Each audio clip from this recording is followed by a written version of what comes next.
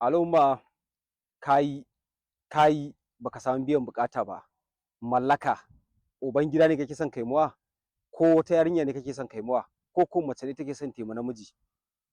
Al'umma wallahi bana rantsuwa akan wannan sirri, amma idan kayi da izinin ubangiji duk wanda kake son ka mallaka sai ka mallaka, kowane ne shi, alfarman annabi sallallahu alaihi wasallama.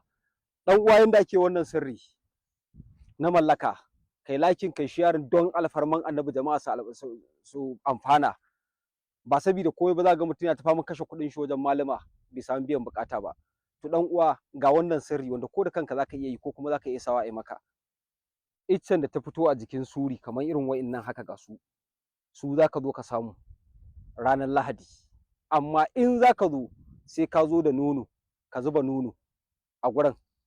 Idan ka zuba nono sai kai faɗa abin da kake so ka yi da iccen gurin. Misali kana son zaka mallaki ubangidanka ne, wannan icce ina son ɗibe ki, ina son mallaki wani kaza, zaka ɗibo shi ranar Lahadi ka dawo da shi gida. Idan ka zo da shi dan uwa, zaka je ka samo kashaful jin zaka samu da badali, zaka samo su guda biyu. Idan ka samo su dan uwa, turaruka ne, wannan gari ne, wannan kuma na ruwa ne.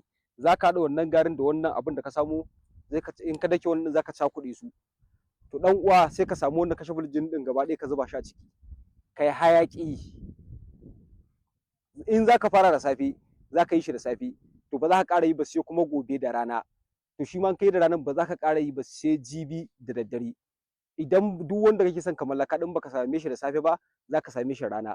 In baka same shi rana ba, za ka same shi da daddare. Dole a cikin wayannan sa'o'i uku sai ka samu sa'an da kake son ka same shi a ciki.